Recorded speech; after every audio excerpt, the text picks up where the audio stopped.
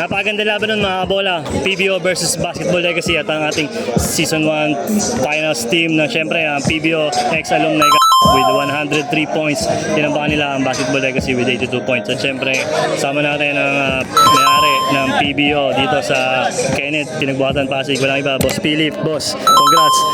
Kayo ang unang champion dito sa paliga namin sa Intercompany. Ano masabi mo? Una sa lahat, siyempre maraming salamat sa commissioner nito, si Jarby. Siyempre sobrang hirap magpapaliga, alam ko yan. Maraming liga na akong pinagdaanan. Pangalawa, siyempre salamat din kay Lord dahil di na umulan. Dahil nakaraan umulan talaga dahil na-postpone yung laro namin. Ngayon to be continue kahit paano na ipanalo pa rin namin.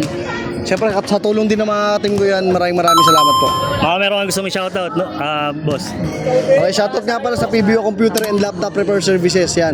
Open yan 10 a.m. to 8 p.m. daily. Yan. Saan yan? Sa mga dito sa may Sandoval lang, 8608 Sandoval Avenue pa yung Pinagbuhatan Pasig bago mag-Centennial One. Doon, punta na kayo. Cellphone, laptop, computer, gadget, lahat ginagawa namin yan. Yun lang. Maraming salamat. Maraming salamat, Boss PBO. At syempre, lagi nyo kami supportan sa aming Facebook page at YouTube channel. Meron na kaming TikTok. Shoutout nga pala sa aming mga brand partners. Syempre, Manila Kingpin, Ninong Juni Thai Parts, kasama na ang Golden Lifestyle, JLS Foods, and syempre, ang aming kapitan, Manny Alba. Maraming salamat sa iyo. Peace.